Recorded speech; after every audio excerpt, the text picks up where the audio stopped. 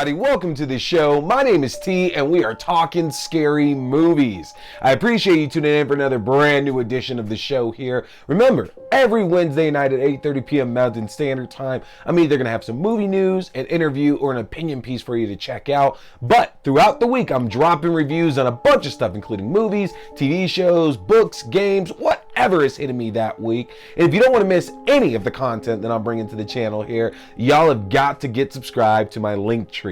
And you can do that by going to linktr.ee/T Scary Movie. If you get subscribed to my link tree, that's going to give you access to the YouTube page for the video versions of the show, to your favorite podcasting platforms for the audio only versions of the show, to my Letterboxd page for my written reviews and my movie rankings throughout the year, to my TikTok page for my short horror content including movie news and movie premieres, to my Twitch page where you can catch all of my horror, gaming, and here in the next week I'm going to get started on The Thing for PlayStation 2, and to my Fangoria shop page where you can enjoy my 20% off discount anything in the Fangoria shop, including a yearly subscription to the physical magazine. So take advantage of that. Make sure to subscribe to my link tree because the more subscribers I get, the more content I can pump out for all of you.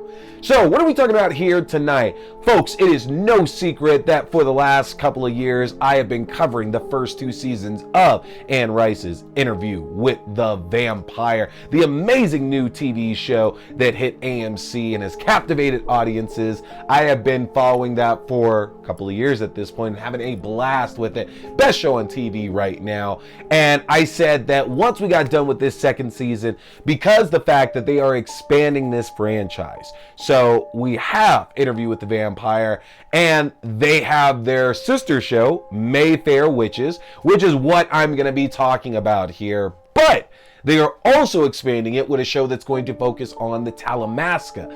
And because I absolutely love this universe, I love this franchise, I'm just going to go all in, and I figured what better way to do that? Season 2 of Interview with the Vampire is done. Let's just crack into Season 1 of Mayfair Witches and check it out. Let's see how this story unfolds, because while I imagine there's probably not much, if any, kind of crossover in Season 1, Season 2 I think will inkling to it a little bit more, and I have an idea of where the crossovers are really going to end up happening, honestly, but we'll get there. We will get there in my theory of what that crossover will be at the end of this episode tonight. So that's what we're going to dive into, folks. We're going to start working our way through Season 1 of Mayfair Witches, and here tonight we are talking the first episode, The Witching Hour. So, The Witching Hour introduces us to our protagonist of the series, Dr. Rowan Fielding, played by Alexandra Daddario, who is a pediatric neurosurgeon. And we find out that Dr. Fielding seemingly has these kind of telekinetic, psychic, or as the show would obviously have us understand, the power of a witch at her disposal. And throughout this first episode, The Witching Hour, we find that in very stressful situations, Rowan is somehow able to unlock this power, which leads to a number of deaths with people who basically upset her, that make her mad. And all we can tell, at least from this moment, is that Rowan is envisioning doing these things to these people that she killed. You know, she tells her mother at one point in the episode of one of the people she ends up killing that she actually envisioned the arteries in his brain as she was giving the person an aneurysm. And again, all of this seems to be triggered by emotion, that she's been placed in these situations to where she's being pushed more and more, and that's causing her to lash out against the people that are obviously pushing her.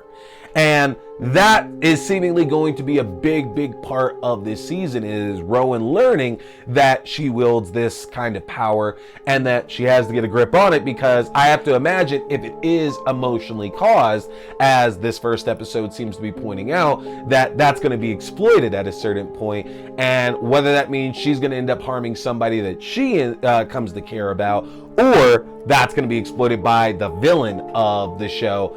Either way, I think that's going to end up coming back around and causing her some problems. And Rowan obviously is not aware of what her past truly is. She's telling her mother, Elena, about what she's done and what she thinks she's been seeing. And her mother, Elena, is very dismissive of it, almost too quickly, of what's going on. And of course, when somebody's being that dismissive of something realistic like that happening, usually that means they're in on it. And as we find out, Elena is very much aware of what's going on in Rowan's life. And this all stems from Rowan's birth mother, because as we find out, Elena is not actually Rowan's mother. And there was a bit of a conspiracy of Rowan's birth that has led to what her life is at the moment. And what's happening, what we're seeing all this play out in the present day with Rowan trying to live her life and understand what is happening to her, and at the same time find a way to save her mother Elena's life as well, who again is suffering from a terminal cancer and is trying to find any and every solution to save her life and get her into what could be a life-saving trial. While all this is going on, we're also taken to the past and introduced to this woman Deidre Mayfair, who is somebody who seemingly doesn't have a normal everyday life and is being whisked away by certain family members to go and actually get some kind of freedom, some kind of fun, some kind of enjoyment out of this mundane existence that she has. And she ends up at this grandiose party that's being held by family members of hers, but also those with some kind of nefarious intent. And after a night at this party, Deidre ends up pregnant. And it's seemingly an advanced and accelerated pregnancy, which is already plenty of cause for concern in the world that we're, obviously peeking into. And we do find out that Deidre Mayfair is Rowan's actual biological mother. And what kind of plays into what Rowan is going through in the current present day is that we see that Deidre seems to be visited by some kind of entity named Lasher, who we don't know anything about yet. But given the way that Lasher carries himself on screen, and given the way that he seems to present himself to Deidre as well, we can tell that the intentions there aren't that great. And what is so interesting so far about this show and seeing the way that all this is presented is, with Interview with the Vampire, I think there's a lot more familiarity with those characters, with that world, with the setup and the way that things are laid out. And Interview with the Vampire is very much not this case of there's a good guy and there's a bad guy and they're on this inevitable course that's going to crash into each other and who's going to end up winning. That's not obviously what that kind of story is. And we aren't ever really set up an Interview with the Vampire for these are the forces of good versus the forces of evil. It's a very non-traditional kind of story throughout all of these books and TV shows and movies and everything. And with Mayfair Witches, granted, I don't have the familiarity with the story, with the actual lore that this comes from, but based on what I'm seeing here in the TV show, this does play out a little bit more like formulaic, a little bit more standard in terms of the way that a TV series is set up, because again, this first episode really establishes that Rowan's going to get these powers and learn more and more about them and potentially grow stronger with them and be able to actually control and harness them the way that she needs to. And as we see what her birth mother went through in her life to actually birth Rowan, and that they were separated, and Deidre was very clearly told that her daughter was dead, and she wasn't aware of her existence at all. And the fact that Deidre exists in the present day, it seems that everything's being set up to where we're going to be looking at Lasher as being this grand evil that affects obviously Deidre, but's going to come to have an effect on Rowan as well too. And based on what we're seeing here in this episode, I have to imagine that a big chunk of this season is going to be about Rowan finally learning about her birth mother and her birth mother getting back to a somewhat responsive state, and the two of them finally being able to interact and Deidre tell Rowan about, her life, about who her family is, about where she comes from, the power, what she's inheriting. All of that, I think, is obviously going to play out across the course of this season. And the Talamasca is very much involved, as we see that Elena, once she's been told about Rowan using her power and harming others, Elena immediately contacts the Talamasca to get them involved, because she knows that if Rowan is learning about these powers and is already utilizing them, that holds a potential danger not only to Rowan herself, but to plenty of others out there in the world. And given that the Talamasca's job, they really do a lot of observing. They don't directly interfere with too much. At least that's what we've been told in Interview with the Vampire at this point. I'm very interested to see what the Talamasca's role here will actually be. Is it a case of they need to bring Rowan in as an asset to assist them with everything else that's happening in this crazy world? Is it a case to where they're looking to exploit her for their own purposes, which I guess is kind of the same thing as like that first idea as well? We don't know. We have no idea what their insight is. But what is interesting is that we do see the different kind of agents, or at least one specific kind of agent that the Talamasca employs, who seemingly has the ability to look into the past or look into the actual reality of what is, as we see Talamasca agent and empath Cyprian Grieve is assigned to Rowan to figure out exactly what her connection is to what is going on with the demon, I say the demon Lasher. I assume that Lasher is a demon. That seems very much like a demonic force in the way that he, again, presented himself to Deidre. It seems very clear that Lasher is a demon. But who knows? I could absolutely be wrong with that.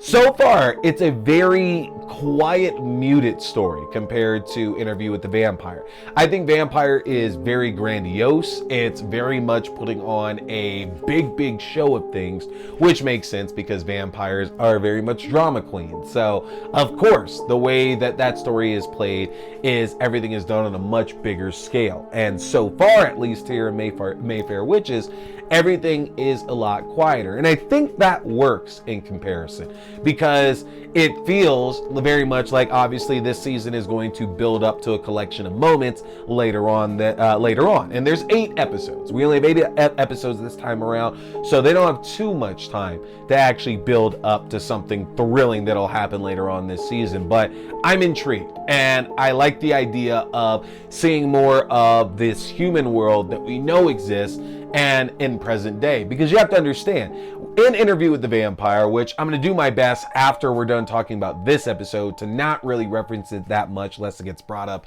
in the show, but in Interview with the Vampire, outside of the actual interview that's going on and the season finale of season 2, we're not really taking much out of the present day. And so it's very interesting just to see the way the world is presented right now.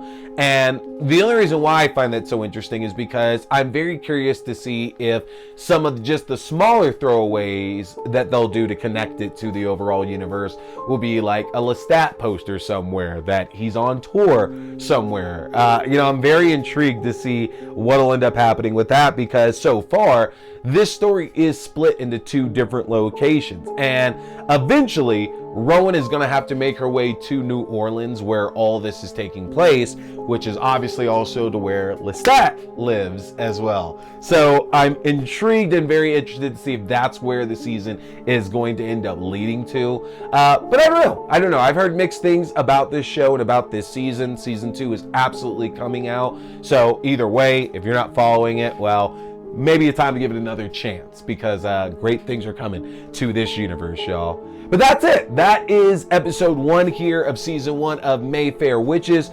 Go and check that out. Y'all can let me know in the comment section what you think of that so far. I want to hear from you. Let me know. If you put something there in the comment section, your thoughts on that, get a chance to win yourself a Tall Man Funko Pop. Remember, any videos here in the month of July that you comment on give you a chance to win that bad boy there. But that's going to do it for me tonight, y'all. I appreciate you tuning in. Hit that subscribe button, because, folks, we are heading back under the full moon. We are looking at a grip of werewolf movies here in the next week. I don't want you to miss out on that. So hit that subscribe button. But that's it. My name is T. We've been talking scary movies. Stay scared. Boy here is a big fan of Fangoria. So, if you want to check out the world's best horror magazine that's out there, get a chance to get yourself your own subscription, which I just got my first one back in 2022, and I don't regret it for a second. But if you want your own Fangoria subscription, or you like the Fangoria merchandise, then head over to the Fangoria shop and use my link if you want to save yourself some money, folks. That's an easy one to remember. Just go to shop.fangoria.com/AXDEW. Again, that's shop.fangoria.com/AXDEW, or use my specific code AXDEW at checkout. You can save 20% off your entire order, and that implies 2 subscription and one-time orders as well. You don't want to miss out, folks, because with the magnitude of horror movies we've had released in the last few years, and with what we have on the horizon, Fangoria is going to be your #1 source for all that great, juicy, bloody information in the world of horror. So again, head to shop.fangoria.com. Hey there, folks! Thanks for tuning in to T-Watch This Scary Movie. I appreciate you checking out another review or movie news, whether we're talking movies, TV shows, books, or games, whatever, it's all scary. Remember, you can check out new episodes every Wednesday night at 8:30 p.m. Mountain Standard Time on the YouTube page for video. That's youtube.com/C/Theron Reynolds Scary Movie. Again, youtube.com/C/Theron Reynolds Scary Movie. And you can check out the audio version on all your favorite podcasting platforms. Just search T Watch the Scary Movie or TWASM. Don't forget, my name is T. We've been talking scary movies. Stay scared.